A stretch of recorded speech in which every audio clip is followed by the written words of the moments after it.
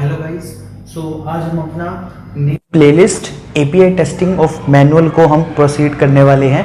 अभी जो मैं नॉर्मल मैनुअल टेस्टिंग पे वर्क जो कर रहा हूँ वो अभी धीरे धीरे प्रोग्रेसेस में चलेगा, लेकिन जैसे मेरे दोस्तों की फ़ोन वगैरह आया, उन्होंने बोला कि आप एपीआई को भी स्टार्ट करें सर। सो मैं मैनुअल एपीआई टेस्टिंग को इनिशिएट कर रहा हूँ। ये हमारा चैप्टर 1 है, introduction of APIs.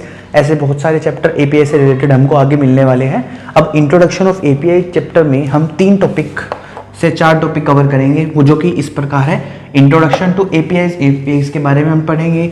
Web based applications जो होती है उसको पर समझेंगे क्या होता है। बेसिकली एक एग्जांपल के थ्रू समझाऊंगा गूगल को कैसे वर्क कर रहा है वो, और what is an API, application programming interface, जिसको हम एपीआई बोलते हैं, वो क्या होती है। हम एपीआई टेस्टिंग को क्यों यूज़ करते हैं, मतलब एपीआई का जो हम क्यों आजकल मार्केट के अंदर एपीआई टेस्टिंग को इन्वॉल्व किया जाता है, ये हम पूरा डिटेल में आने वाली वीडियोस के अंदर समझेंगे।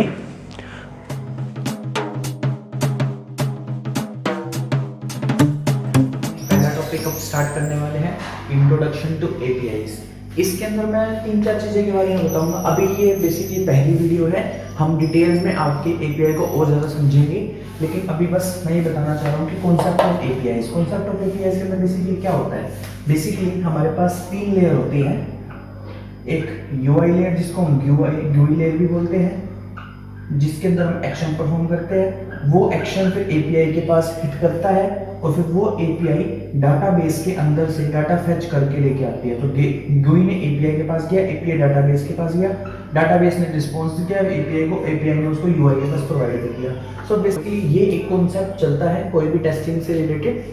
अब हम इसको डिटेल में समझेंगे। अगर हम एपीआई टेस्टिंग से रिलेटेड हम बात कर रहे हैं तो मतलब मैं इस फेज की बात कर रहा हूँ। मैं इस फेज के अंदर जो भी टेस्टिंग परफॉर्म किए गए हैं, सो बेसिकली GUI ने रिक्वेस्ट किए तो एक रिक्वेस्ट जनरेट होती है, फिर उसके थ्रू एक रिस्पॉन्स आता है। सो हम एक रिस्पॉन्स को वेरीफाई करेंगे, कैसे रिक्वेस्ट सेंड करनी है विदाउट GUI का यूज करें, वो हम सीखेंगे। क्या रिस्पॉन्स आता है हर एक। अब एपीआई की टेस्टिंग के अंदर एक रिस्पॉन्स कोड्स चलते हैं।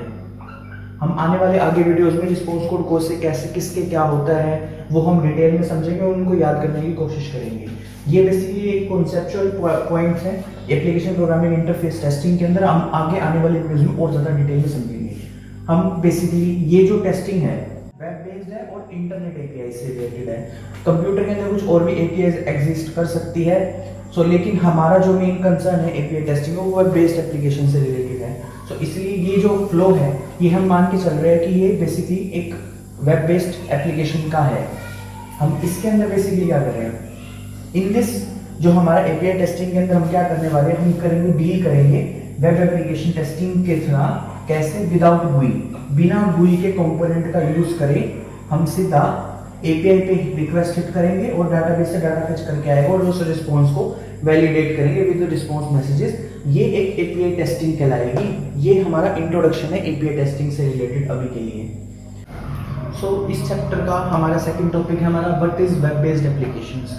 बेसिकली वेब बेस्ड एप्लीकेशन क्या होती है उसको समझेंगे, कुछ एक एग्जांपल्स को समझेंगे और एक पूरा आर्किटेक्चर में आगे डिटेल में समझाऊंगा कि वेब बेस्ड एप्लीकेशन का कैसे वर्क करता है। एक एग्जांपल के थ्रू, जैसे google.com एक एग्जांपल के थ्रू मैं समझा पाऊंगा आपको, उसमें कैसे एपीआई हिट करते हैं, उनसे कैसे रिस्पॉन्स आता है, उसका स्ट्रक्चरल डायग्राम जो आपको इंट्रोडक्शन में आपके इंटरव्यूज में अगर पूछा जाता है कि एपीआई कैसे वर्क करती है, आपको वो डायग्राम एक्सप्लेन करना है पूरा डिटेल में। सबसे पहला हमारा वेब बेस्ड एप्लीकेशन होती है। वेब बेस्ड एप्लीकेशन होती है, web based application is a software या application that is deployed to a web server. Basically एक एप्लीकेशन है जो वेब सर्वर के ऊपर डिप्लॉय की गई है। इसका मतलब क्या है, बेसिकली इस लाइन का आप थोड़ा और ज्यादा एक्सप्लेन समझाता हूं मैं आपको कि that means application is installed onto a computer and user access the application via web browser. जो वेब एप्लीकेशंस है उनको वेब ब्राउजर के थ्रू हम एक्सेस कर सकते हैं। वेब ब्राउजर्स कौन होते हैं, जैसे आपके क्रोम हो गए, ठीक है, फायरफॉक्स हो गया, इंटरनेट एक्सप्लोरर हो गया, ये सब एक आपके वेब ब्राउजर है। इनके थ्रू आप वेब एप्लीकेशंस को यूज करते हो अपने कंप्यूटर के अंदर, जो कि कहाँ पे डिप्लॉय होते हैं, उनके सर्वर के ऊपर जाके। और जो कि इंस्टॉल हो रखे हैं। तो इस चीज़ को बोलते हैं वेब बेस्ड एप्लीकेशन। और वेब बेस्ड को क्या कैसे वर्क कर रहा है, कुछ एक एग्जांपल जो हम समझेंगे, जैसे google.com आपने सुना होगा, facebook.com, कोई और वेबसाइट जैसे जो भी आपको यूज दिमाग में आ रही हो, जैसे इंश्योरेंस डोमेन को तो आपकी कंपनी की वेबसाइट एग्जांपल, कोई आपकी कोई और डोमेन में हो, जैसे बैंकिंग डोमेन में हो तो कुछ और एग्जांपल। इस टाइप से आपकी कंपनी के बहुत सारे वेरियस एग्जांपल्स वो वेब बेस्ड एप्लीकेशंस के पार्ट आते हैं। तो इसकी टेस्टिंग अगर हम यूआई के थ्रू कर रहे हैं तो वो GUI टेस्टिंग कहलाती है। अगर मैं इस चीज को एपीआईज के थ्रू अगर मैं टेस्ट करूंगा तो वो एपीआई टेस्टिंग कहलाएगी। सो हम जो टेस्टिंग परफॉर्म करने वाले हैं वो सब एक वेब बेस्ड एप्लीकेशन की कर रहे हैं। मैं उसी को इंटीग्रेट करके पूरा डिटेल में समझाने वाला हूँ। आगे आने वाले वीडियोज में हम कैसे टेस्टिंग को प्रोसीड करेंगे। सो हमने वेब बेस्ड एप्लीकेशन को समझा था कि क्या होती है वेब एप्लीकेशन। कुछ का एक एग्जांपल मैंने आपको बताया था कि मैं वेब बेस्ड एप्लीकेशन को थोड़ा और एग्जांपल के थ्रू कैसे वर्क कर रही है वो बताऊंगा। मैं एक एग्जांपल लेना चाहूँगा गूगल का। मान लो आपने बहुत सारे रियल लाइफ एप्लीकेशन में गूगल का बहुत ज़्यादा यूज़ किया होगा।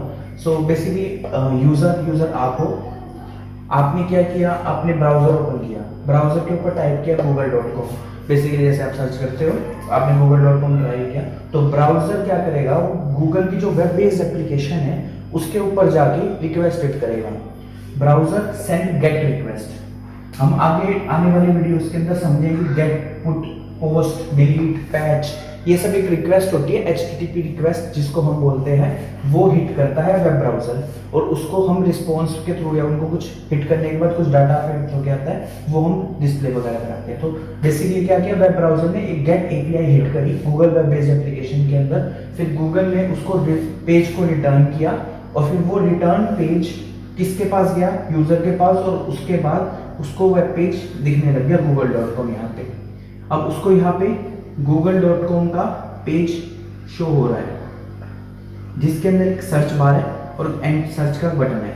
अब वो उसके अंदर कुछ टाइप करेगा तो वो टाइप करने के बाद यूजर टाइप्स कुछ किया उसने, फिर एक सर्च क्वेरी एग्जीक्यूट करी जाती है उसके बाद वेब ब्राउज़र के थ्रू। जो उसने सर्च किया उसको क्वेरी पैरामीटर और पाथ पैरामीटर हम आगे डिटेल में पढ़ेंगे, एपीआईज के अंदर ही है कि वो अब जैसे उसने टाइप किया तो वो क्वेरी पैरामीटर की तरह एक्ट करके यूआरएल के साथ अपेंड होके वो आगे वेब ब्राउज़र को पास जाता है। अब वेब ब्राउज़र क्या करेगा, उस क्वेरी को ऐड करके एक पोस्ट एपीआई हिट करेगा वेब गूगल की वेब बेस्ड एप्लीकेशन के पास। ब्राउज़र सेंड करेगा post request for search query, जो उसने क्वेरी में सर्च किया है वो अपेंड करेगा, नई वेबसाइट बन जाएगी। और फिर वो गूगल अपने इंटरनली उसको क्या करेगा, अपने अकॉर्डिंगली सर्च करेगा और उसके अकॉर्डिंगली कुछ रिजल्ट जो उसको मिलेंगे वो रिजल्ट वापस देगा वेब ब्राउज़र को। Google return search result to the web browser और वेब ब्राउज़र के पास आने के बाद वो रिजल्ट डिस्प्ले हो जाएंगे किसको, यूज़र को। तो मान लो जैसे आपने google.com पे सर्च किया अजय टेस्टिंग, ये सर्च किया। सो आपका जो वेबसाइट एग्जांपल बनेगी, फॉर एग्जांपल google.com, ये आपका बेस यूआरएल था। इसके साथ अपेंड होके सर्च, मान लो मैंने क्या किया था, अजय किया था, तो अजय अपेंड होके उसके साथ ये एक पूरा यूआरएल बनाएगा और ये यूआरएल वेब ब्राउज़र हिट करेगा किसके पास, गूगल के पास।